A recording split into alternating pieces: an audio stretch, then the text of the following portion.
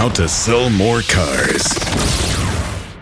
Hey, welcome to the How to Sell More Cars Town Hall. I'm here with Coby Frier. Coby's the author here of Get Friered Up. And I got to tell you, man, well, first of all, you can see I was going through, I was looking for stuff to talk about, and I dog-eared all the pages I wanted to talk about, and it doesn't do me any good because I dog-eared all the pages. So I'm kind of well, and fortunately, it's all whooped up. The one I want to talk about, I remember, is rule number one.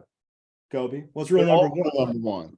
Do what? They're all rule number one. They're all rule number one. What's funny is, how many texts, emails, things I got saying, look, it's a great book, but I think you got to talk to your publisher. There's a lot of typos in it. They made everyone less than number one. I said, I swear to God, I was about to call you, man. I was looking at the book and said, oh, dude, I got to let him know. I was out to dinner with the youngest member of the Maplat family. Nikolai's the youngest son, and he goes, Uncle Coby, I was reading the book, and he goes, there's typos. He goes, I didn't read the whole book. I was just flipping around, but everything was less than one. He goes, I said that, yeah, obviously didn't read the book. That's right. That's how you know who actually read the thing and who didn't. Cover to cover. If you read it right, cover, But you know what? My dad said the same thing. When he got a copy of the book, he goes, great stuff. He goes, there's a lot of good stuff in here, but you messed up. Everything's less than one. Well, I do. I love the format of the book. One, because it's small. It's a small book, and it's it's 100 lessons. But it's convenient and it's engageable, and I think people will pick it up and actually read it. And the reviews on Amazon prove that to be the case. You're wearing it out, brother. Yeah. Now, like I said, knock wood. When I wrote it, it was really just something. It was a bucket list thing I always wanted to do. I'm working on another book that actually is more nonfiction, more novel style, and I was played around with the literary agent that's working with me on the book, and I just happened to sell a car. A guy came in the dealership, his daughter bought a car, and he had the co-sign for it, and we started talking about it, and turned out, lo and behold, this guy's written and published 28 books. So I started talking to him. He goes, why don't you come up with another book? He goes, and learn how to do it yourself.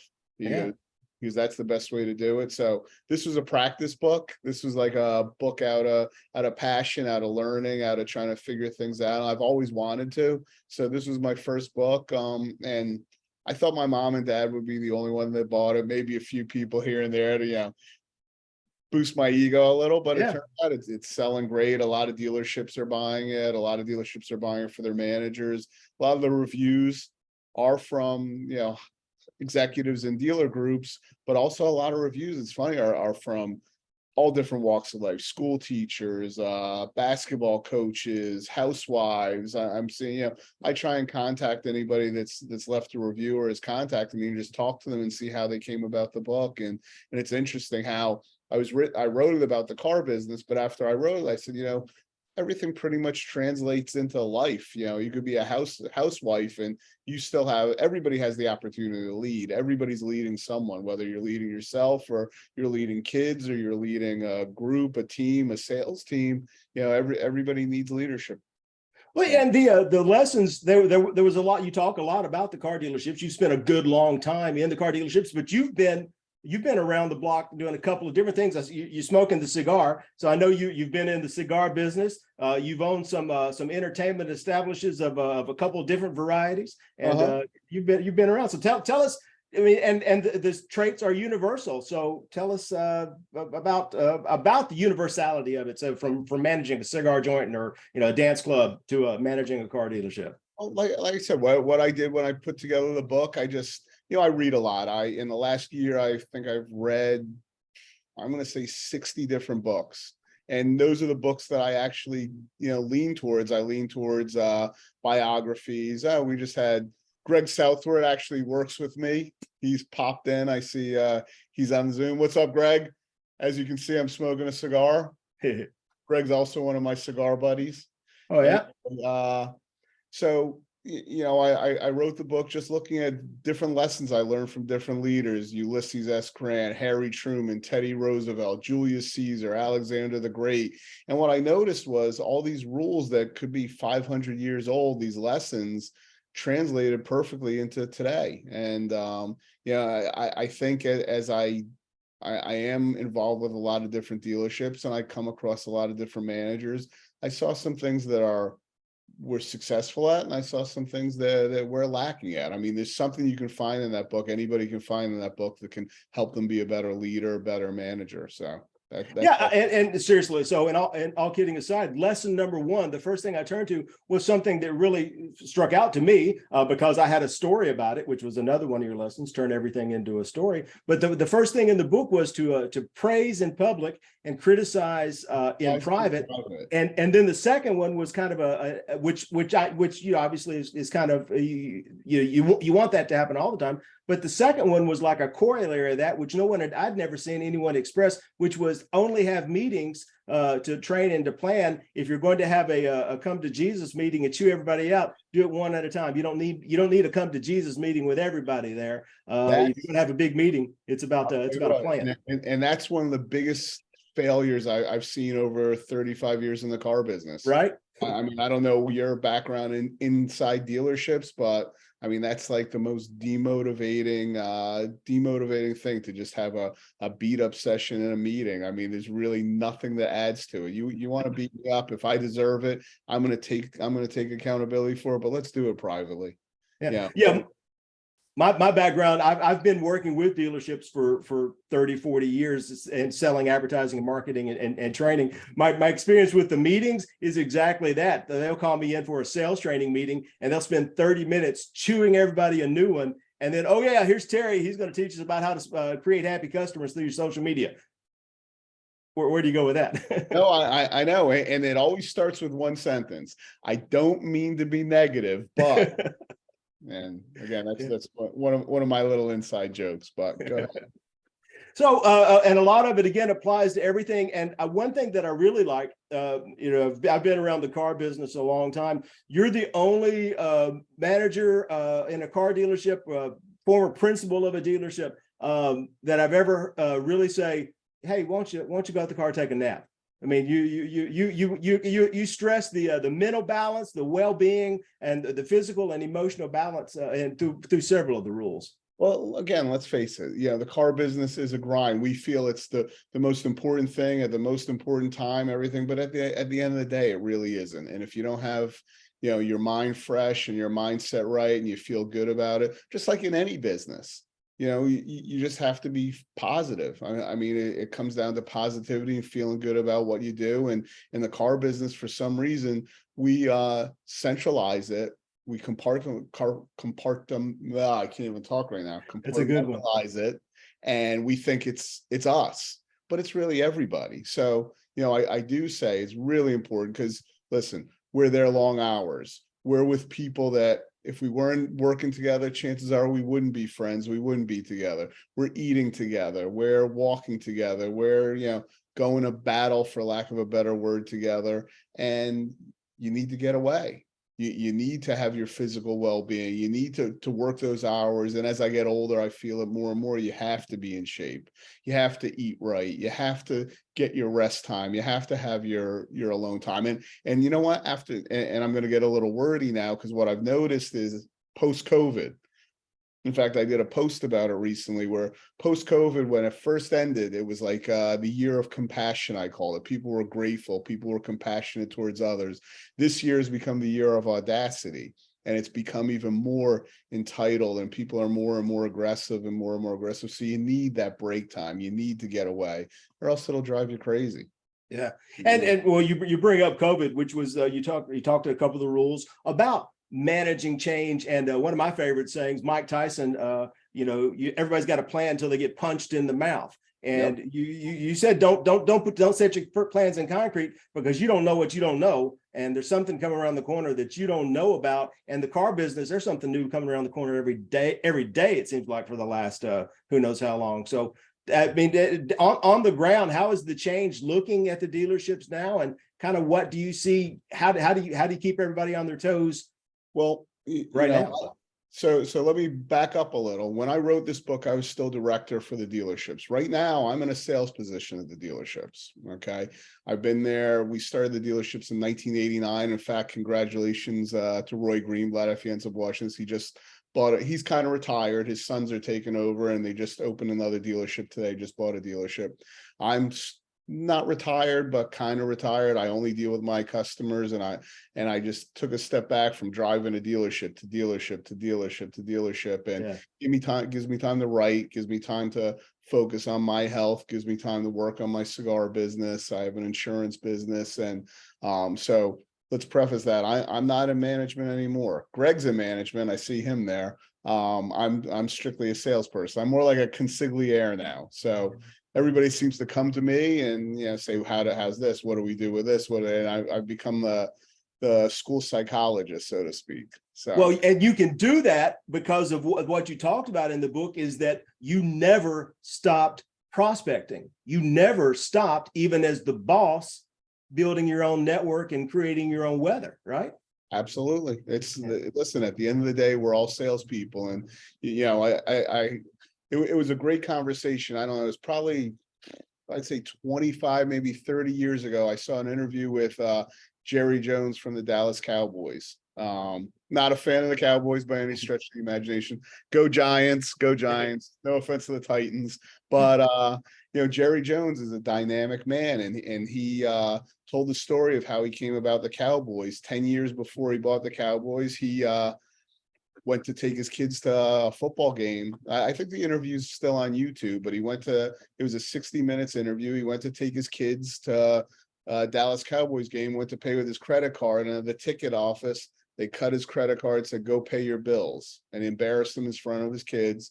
He vowed that day to buy the Dallas Cowboys. He was an insurance salesman, as we all know, and he worked his butt off. He ended up buying the Dallas Cowboys. That's interesting, but what was more interesting about it is he's probably the most valuable franchise in all of sports at this point. The guy's a genius. I don't know if you know or not. He also owns the rights to every suite in every NFL stadium. He's in charge. He has a piece of every suite in every stadium in the United States. I didn't know that. The interview, he developed super boxes. But anyway, the interview said, well, what happens if you lose it all tomorrow? And he said, you know what? I've got my smile and I've got my ability to sell, and I'll grab my briefcase and I'll go back on the road and start selling again. So in a roundabout way, that's kind of what I did. I can always sell. No matter what you take away from me, I'll always have that ability. That's a skill, and I hone the skill and I practice it. And, I think more managers in the car business need to do that. Just as times change, as things change, you have to be able to sell. You have to be able to roll up your sleeves. You have to be able to have a conversation. It's easy to sit behind a desk and say, go tell a customer this, go tell a customer this, but can you do it? Yeah. Well, and I think that confidence that you have from knowing what your abilities are, I think that's the ugly underbelly of something that's in the car business, the lack of it, and that's the hustle culture that everybody's got to work bell to bell, and it's 60 hours, and you got to call 100 people a day, and everybody's got to do just the entire over the top culture is because everyone wants it right now, and I'm not sure they're confident that they can get it in the future. So it's got to be right now. Well, again, that's another thing through life. You develop patience. I'm friendly with Frank Cronetti. I don't know if you're familiar with him. I've interviewed Frank. Yeah. Okay. So again, over time, he was patient. He built his business over time. He kept instead of being transactional, which the car business, let's face it, is a very transactional business, especially now during COVID times where we're charging over sticker for cars and things like that. It all goes back to relationships. When things change and you can't be transactional anymore, a lot of dealers, I feel, are going to be left like, oh shit, what do we do now? We destroyed all our relationships. And that's one thing I'm very proud of, and we're very proud of. We've held on to relationships. Well, that's it, because eventually it's going to come down to if it's just a transaction, there's going to be a robot that can do the transaction, and you ain't needed for that. But if you're a person who wants to be in the business, you better connect with some people. Absolutely. Yeah. So let's talk about the people. A good one of the themes in the book specifically was the onboarding and hiring and training of people in the car business, or lack thereof. Lack thereof. Right. And then the kind of the convoluted way that we pick managers, and everything kind of just rolls uphill. So tell us how that's going on and how we can change it. Well, again, just, I look at sports, just because you're a great player doesn't make you a good manager. Just because, and you could be a very average player, but you're a good coach. I think in the car business, what we need to do is look at who our leaders are. And it doesn't necessarily have to be a guy that was a 20 car a month salesman. The car business, as long as I can remember, back in the 60s, I wasn't in it, but my grandfather, my father was. And, it was always the guys that got promoted were your best salespeople. So you take your best salespeople off the floor, make them managers, and maybe they weren't good. They weren't comfortable leaders. They didn't hone their leadership skills. They, as far as I'm concerned, a great salesperson, a really great salesperson, for lack of a better term, is selfish. They worry about themselves. They're good at relationships. They're good at building rapport and bringing people in to see them. Well, how does that translate into leading a team? So it comes back to training, and just train and train and train. Just like, again, go back to a sports analogy. The car business, what we do is we take somebody and we throw them out of game time. Every day's game time. Go handle that customer. Baptism by fire. Go handle that customer. Oh, this is what you did wrong. This is what you did wrong. This is what you did wrong. Well, we have all this time to practice. We have all day to practice. We should be practicing, because when you're in front of a customer, that's game time. I don't want you practicing on my customers. Yeah. I want you executing. Yeah, that's everything we're doing. We're practicing on our customers, and you talk a lot about managing the downtime, because you do have some downtime in the dealership where you could be doing training or doing one-on-ones or working on overcoming objections, and there's plenty of time in the dealership, to do the prospecting and to do the stuff that's going to be bringing people in, instead of just sitting there arguing, complaining, and whining. Well, I had heard a quote. In fact, I wrote it down for tonight because I figured this was going to come up. Excuse me. Yeah. Oh, I got mine on. I don't even take them off. Don't worry about that. Let me see exactly. So I don't screw the quote up.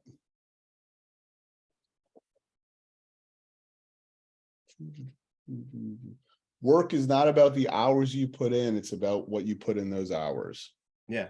That was a Gary Vaynerchuk quote. So, I've been trying for years. Here's my thing with Gary Vaynerchuk. I want so bad to not like Gary Vaynerchuk. He's just, he's always got something to say, and he's always mouthing off. And I really, deep in my heart, want to dislike Gary Vaynerchuk, but he keeps saying the smartest stuff. You know what? If you really dig in, that bravado that comes across is just, he's from New Jersey. I know it. I know exactly what it is. Jewish kid from New Jersey. So he comes across, he's cursing, he's loud, he's got bravado. Yeah. But you know what? He's really a humble. We in 2018, before Gary got to where he is now, I've been following Gary for years, and I actually, my bars, we used to buy liquor from him, so he knew me, I knew him, and we did a marketing meeting with him. We paid him at the time, it was $20,000. We had 2 hours, and we just had a manager session where we just sat in a room with him and came up with marketing ideas.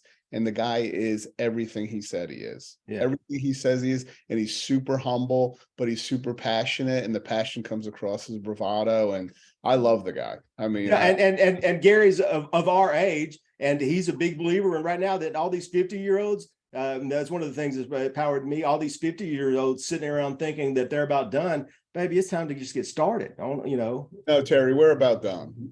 Yeah, I'm not even close to done. I promise you that. Greg, we got a little time here. Greg, you have something you want to add? Something you'd like to ask? No, I'm just enjoying the conversation. It's very good input, and I'm agreeing with everything you guys are saying. I think there's some of the stuff, we have to deal with the basics, but we also have to realize that the times are changing, and we have to change with the times. So we have to be acclimated to what's going on in our environment. And sometimes I think, some of the old heads, they don't have the ability to get acclimated. and some of the new people don't have the ability to get to the basics. So I think there just needs to be that collaboration of the two, of the basics and acclimation, especially in this business. And I guess for any business, because every business is changing, because the atmosphere and retail changes daily. We used to teach stuff, generationally in this business, and now we have to teach stuff almost weekly, daily, monthly, because things change so quickly now. And Coby and I talk about that an awful lot, and we talk about how we did things in the past and what we can take from that and alter it and make it useful for today without really being that old head, for the lack of better terms. But no, I'll just sit back and watch. I'm enjoying it. Thank you. Well, thank you, Coby. We'll go with that. Let's jump in the Wayback Machine. And I got in the car business in the late '80s, writing radio ads. My first radio ad I ever wrote was for a Pontiac store. I think you started selling cars about that same time. What did we know then that we don't know now? That's a great question. Do you have an answer for that?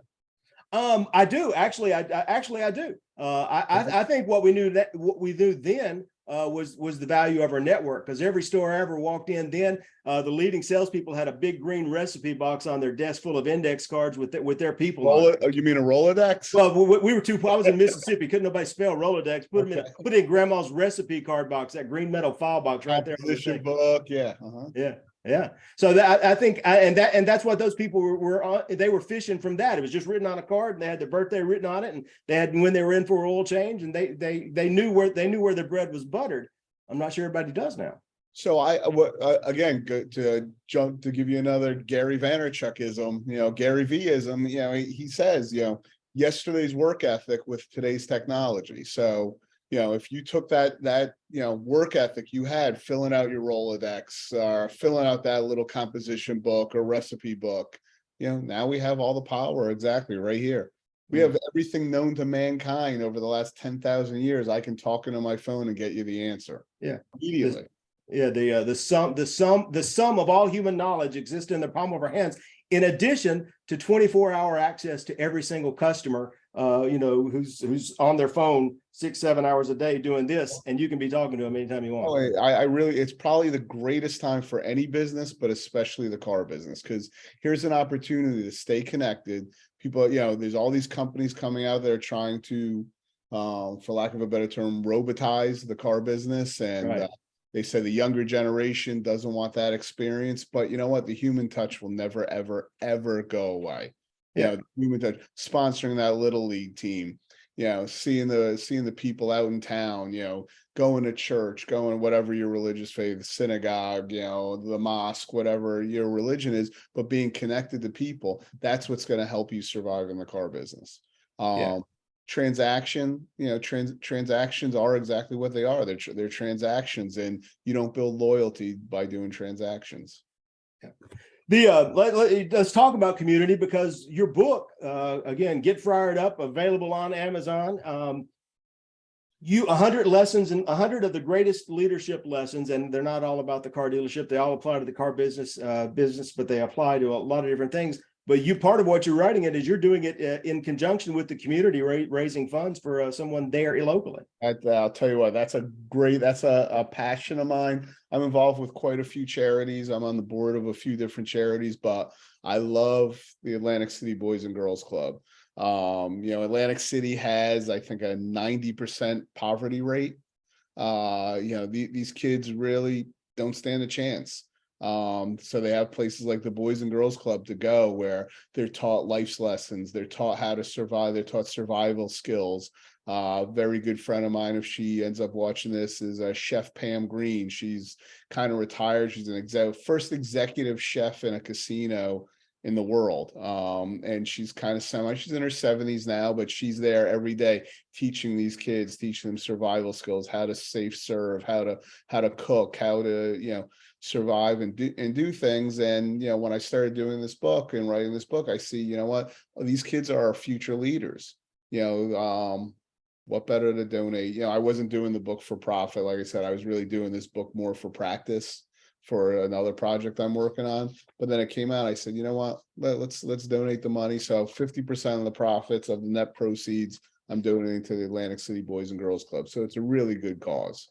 I mean, and I think one thing is you've got these young kids, and you're in a couple different businesses, but the car business is just dripping with opportunity for these 17, 8-year-old kids coming out of school. Tell them why they should think about the car business. No, there's many reasons to think about the car business. You can provide yourself with, number one, you can make executive level, doctor, lawyer, things like that with no education. I look at kids that are getting out of school, my son, Knockwood, is a sophomore in college. He's on a full ride, so I'm not going to have to worry about him.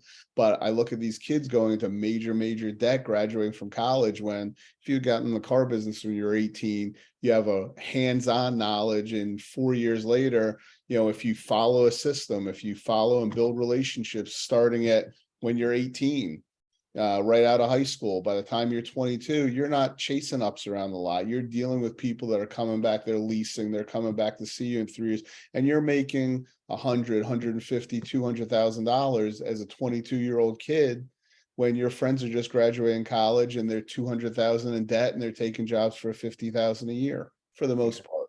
So the car business is a huge opportunity. I just wish more people would see that. Yeah, it is amazing. Yeah, instead of a job that, hey, it's just something I'm going to do because I don't like waiting tables anymore.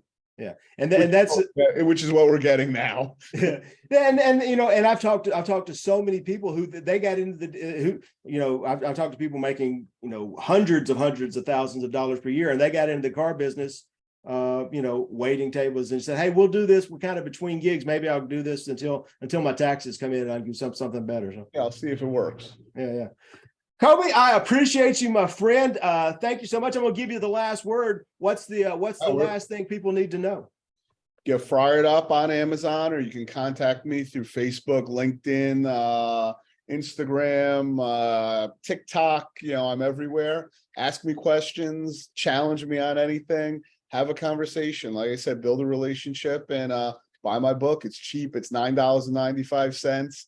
Remember, half the profits go to the Atlantic City Boys and Girls Club. So you're doing it's a good thing that you're buying it. It's a great cause.